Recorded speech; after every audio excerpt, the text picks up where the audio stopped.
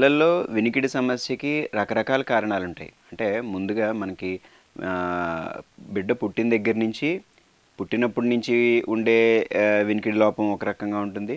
అలాగే వాళ్ళు పెరిగే కొద్దీ వయసు పెరిగే కొద్దీ ఏదైనా వేరే రకరకాల ఇతరత్రా సమస్యల వల్ల కూడా వినికిడి లోపం వచ్చే అవకాశం ఉంటుంది. అలాగే కొంతమందికి ఈవెన్ మదర్ అంటే ప్రెగ్నెన్సీ అప్పుడే కూడా బేబీ గర్భంలో ఉన్నప్పుడు ఏదైనా ఇన్ఫెక్షన్స్ అవి వస్తే మదర్కి దాని వలన పిల్లలకు కూడా వినికిడి లోపం వచ్చే అవకాశం ఉంటుంది. సో వీటి కోసమే మనం ఏంటంటే మనము అసలు ఎందువలన వచ్చింది అనేది ఐడెంటిఫై చేయాలన్నమాట. అంటే ముందుగా నేను చెప్పినట్టు ఒకటి జెనెటిక్గా అంటే హెరిడిటరీగా ఆల్రెడీ జీన్ డిఫెక్ట్స్ వల్ల కొంతమందికి ఈ చెవిలో ప్రాబ్లం అనేది రావచ్చు. దానివల్ల ఈ బయట చెవి కానీ, మధ్య చెవి కానీ, లోపల చెవి కానీ వీటిల్లో ఏదన్నా మార్పులు చోటు చేసుకోవడం వల్ల సరిగ్గా వినపడకపోవచ్చు. అయితే ఇది అందుకే దీనికోసం ఇప్పుడు ఈ మధ్య అందరూ కూడా పుట్టిన వెంటనే బేబీకి స్క్రీనింగ్ అనేది చేస్తారనమాట. దాన్ని నియోనేటల్ స్క్రీనింగ్ అంటారు ఫర్ డెఫ్నెస్ అనమాట. సో ఇందులో కనుక మనకి ఖచ్చితంగా ఏదైనా ప్రాబ్లం ఉంటే వెంటనే ఐడెంటిఫై అయిపోతుంది. సో ఇలాగా ఎప్పుడైతే మనం ఐడెంటిఫై చేసామో దానికి ఏదైతే కారణం ఉందో ఆ కారణాన్ని బట్టి ట్రీట్మెంటు చేయడం జరుగుతుందన్నమాట. అలాగే కానీ ఇవన్నీ కూడా చాలా రేర్ అనమాట. అంటే సహజంగా రెగ్యులర్గా మనము పిల్లల్లో అంటే ఒక కొంచెం వయసు వచ్చాక 5 నుంచి 6 సంవత్సరాలు లేదా 10 సంవత్సరాలు ఈ వయసు వచ్చేటప్పటికి కొంతమందిలో ముందుగా ఉండదు, కానీ తర్వాత ఈ వినికిడి లోపం అనేది వస్తుంది. వీళ్ళని మనం చూసుకుంటే కనుక ఇవి ఎక్కువగా వచ్చే సమస్యలు అనమాట. అంటే 100లో 70 మందికి ఇవే ఉంటాయి. ఇవి ఎందువల్ల డెవలప్ అవుతాయి అంటే మనకి ముక్కులో కానీ లేదంటే గొంతులో కానీ ఏదైనా సమస్యలు ఉన్నప్పుడు, అంటే తరచూ జలుబు చేయటం, ముక్కు బ్లాక్ అవటం, ఈ జలుబు చేయడం వల్ల చెవులు మూసుకుపోయినట్టు ఉండడం, దీనివలన తద్వారా చెవిలో నుంచి ఇన్ఫెక్షన్స్ అవి వచ్చి చెవిలో యొక్క ఇయర్ డ్రమ్ అంటే మనం కర్ణబేర్ అంటాం, కర్ణబేర్కి చిల్లుబడి దాని ద్వారా వినపడకుండా పోవడం అనమాట. సో ఇటువంటి సమస్యలు అనేవి చాలా సాధారణం. సో వీటికి ఏంటంటే మనకి అదృష్టం కొద్దీ వీటికి మనం ప్రాపర్గా సరైన సమయంలో ముందుగానే గుర్తించి దానికి ట్రీట్మెంట్ అందిస్తే కనుక వాటిని ఇంకా పాడవకుండా ఆపడానికి అవకాశం ఉంటుంది. అలాగే పోయిన వినికిడిని కొంతవరకు తిరిగి తీసుకొచ్చే అవకాశం ఉంటుంది. అంటే ఇప్పుడు చాలామంది ఇప్పుడు మనం చూస్తే ఈ చెవి, ముక్కు, గొంతు స్పెషాలిటీ ఏంటంటే 3 ఇంటర్ కనెక్టెడ్ అనమాట.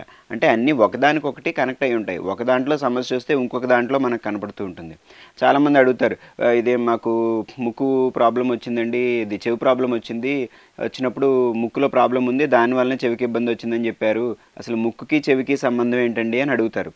మీరు ఏదైనా విమానాల్లో ప్రయాణించినప్పుడు కానీ, లేదంటే ఎత్తైన కొండలు ఎక్కినప్పుడు కానీ, లేదంటే మామూలుగా సింపుల్గా చెప్పాలంటే జలుబు చేసినప్పుడు కానీ మీరు గమనించుకుంటే ఈ ముక్కు నుంచి చెవులు కూడా దెబ్బలు వేసేయండి అంటారు చాలామంది. చెవు బ్లాక్ అయిందండి, చెవు మూసుకుపోయినట్టుందని. ఎందుకు ముక్కు జలుబు చేసినప్పుడే ఇలాగ అవుతుంది అంటే దీనికి దానికి ఒక డైరెక్ట్ కనెక్షన్ ఉంటుందన్నమాట. దీన్నే మనం యూస్టేషన్ ట్యూబ్ అంటాం. ఈ చిన్న ట్యూబ్ ద్వారా ఒక్కొక్కసారి జలుబు చేసి బ్లాక్ అయినప్పుడు చెవికి వెళ్లాల్సిన గాలి సరిగ్గా వెళ్ళదు. మనం తీసుకునే ప్రతి శ్వాసలో కూడా ముక్కులో నుంచి చెవికి కొంత గాలి వెళ్తుంది. ఇది ఎప్పుడైతే ఈ సమతౌల్యత దెబ్బతిందో చెవి లోపల నుంచి ఇన్ఫెక్షన్స్ వచ్చే అవకాశం ఉంటుంది. అలాగే చెవిలో ఉండాల్సిన గాలి సరిగ్గా లేకపోతే మనం ఈ వినికిడికి మధ్య చెవి అంటారనమాట, అంటే మిడిల్ ఇయర్. ఈ మిడిల్ ఇయర్లో 3 అతి చిన్న ఎముకలు ఉంటాయన్నమాట. అందులో బాడీలో స్మాలెస్ట్ బోన్స్ ఉంటాయి. ఆ బోన్స్ అన్నీ కూడా ఒక జాయింట్గా ఏర్పడి ఒక గొలుసులాగా అవి కదలికల వల్లే మనకి చెవిలో వినికిడి బాగా జరుగుతుంది. ఎప్పుడైతే ఇది దెబ్బతిందో ఈ వెంటిలేషన్ పోవడం వల్ల అప్పుడు మనకి వినికిడి సమస్యలు తలెత్తుతాయి. అదేవిధంగా ఇవి ఇంకా ప్రోగ్రెస్ అయ్యి ఆ చెవిలో ఎముకలన్నీ కూడా పాడవటం, అవి కూడా ఇన్ఫెక్షన్కి గురవుతూ ఉండడం, ఇటువంటి సమస్యలు జరిగినప్పుడు పూర్తిగా వినికిడి దెబ్బతినే అవకాశం ఉంటుంది. సో ఇవన్నీ కూడా మనకి ప్రివెంటబుల్ కాజెస్ అనమాట. మనకి ప్రివెంటబుల్ అంటే మనం వీటిని నివారించగలం. మనం ముందు జాగ్రత్తలు తీసుకుంటే కనుక ఈ ఫస్ట్ నుంచి ఇటువంటి సమస్యలు ఏదైనా ఐడెంటిఫై చేస్తే మనం దాన్ని రాకుండా జాగ్రత్తలు తీసుకునే అవకాశం ఉంటుంది. ఇదే పుట్టుకతో ఉన్నాయనుకోండి, అది మనం చెప్పలేం, అది పూర్తిగా మన చేతుల్లో ఉండదు. దానికి ఏంటంటే మనం ఓన్లీ ఒకవేళ మనం ఐడెంటిఫై అయితే ఇలాగా ఒక హియరింగ్ ప్రాబ్లం ఉంది అనే విషయం కనుక మనకి తెలిస్తే అప్పుడు ఏం చేయాలి అనేది చేయగలం తప్ప ముందుగానే రాకుండా వాటిని మనం నివారించలేం. కానీ వచ్చిన తర్వాత ట్రీట్మెంట్ అనేవి ఉంటుందన్నమాట. ట్రీట్మెంట్ ఏమి ఉండొచ్చు అంటే ఇప్పుడు కొత్తగా వస్తున్నాయి అనమాట, కాక్లియర్ ఇంప్లాంట్స్ అని, ఈ వీటి ద్వారా కూడా మనకి పుట్టిన వెంటనే మనకి హియరింగ్ ప్రాబ్లం అనేది రికగ్నైజ్ చేస్తే బ్రెయిన్, అలాగే బ్రెయిన్ నుంచి వచ్చే ఆడిటరీ నర్వ్ అంటారు. సో ఈ నర్వ్ అన్నీ కూడా బాగానే ఉండి ఓన్లీ మనకి ఈ ఇన్నర్ ఇయర్ అంటారు, అంటే లోపలి చెవి, ఈ ఇన్నర్ ఇయర్లో ప్రాబ్లం ఉంటే కనుక దాన్నే మనం యాక్చువల్గా దాని పేరే కాక్లియా అనమాట.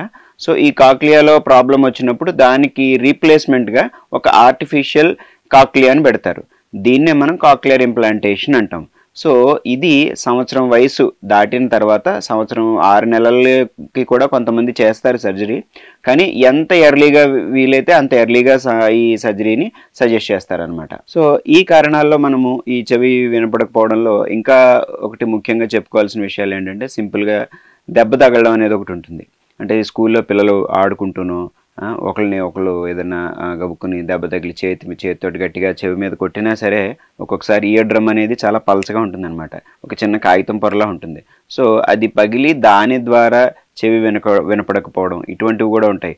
అంటే అప్పుడప్పుడు ఒకసారి నొప్పి వచ్చి తర్వాత వాళ్ళు మళ్ళీ ఆటల్లో పడిపోయి మీకు ఇంటికి వచ్చి చెప్పకపోవడం, ఇలాంటి సందర్భాలు కూడా జరగవచ్చు. అలాగే కొంతమంది చెవిలో ఏవో ఒకటి పుల్లలు కానీ లేకపోతే ఈ ఎరేజర్స్ ఉంటాయి కదా, ఎరేజర్ పీసెస్ ఉంటాయి చిన్న చిన్నవి చాలామంది, లేకపోతే ఇంతకుముందు ఇప్పుడు ఆ కల్చర్ తగ్గిపోయింది, ఈ పలక పుల్లలు అంటారు. సో పలక పుల్లలు అవి కూడా చెవిలో పెట్టుకునే బల్పం పెట్టుకుంటారనమాట. ఇవన్నీ కూడా లోపల చెవిలోకి దూరి చేసుకుని లేదా కాగితాలని ఉండల్లా చేసుకుని లోపల పెట్టుకుంటారు, చాలా కామన్ అనమాట. దీన్ని మనం ఫారెన్ బాడీ ఇయర్ అంటాం. సో వీటిల్లో కూడా పిల్లాడికి ఏమవుతుంది, వినపడకపోవడం అనేది ఉంటుంది, ఎందుకంటే చెవి కంప్లీట్గా బ్లాక్ అయి ఉంటుంది. కాకపోతే ఎందుకు మనం దీన్ని త్వరగా గుర్తించలేమంటే, అవతల చెవి బాగానే ఉంటుంది, జనరల్గా 2 చెవుల్లోనూ పెట్టుకునే అవకాశం చాలా తక్కువ. సో అవతల చెవి బాగానే ఉండటం వల్ల వినికిడి గురించి పెద్దగా కంప్లైంట్ చేయరు. ఎప్పుడు వీళ్ళు దీన్ని తల్లిదండ్రుల దృష్టికి తీసుకొస్తారంటే, ఈ చెవి లోపల పెట్టుకున్నది అలా ఉండి కొన్ని రోజులకి ఇన్ఫెక్షన్కి గురవుతుంది అనమాట.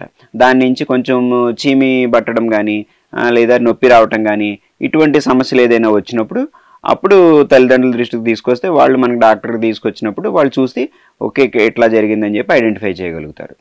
ఇటువంటివన్నీ కూడా మనం ఏదైతే మాట్లాడుకున్నామో ఇవన్నిటిని దృష్టిలో పెట్టుకుని ఎటువంటి వినికిడికి సంబంధించిన ఏమాత్రం అనుమానం ఉన్నా సరే ఎప్పుడు కూడా నిర్లక్ష్యం చేయకూడదు.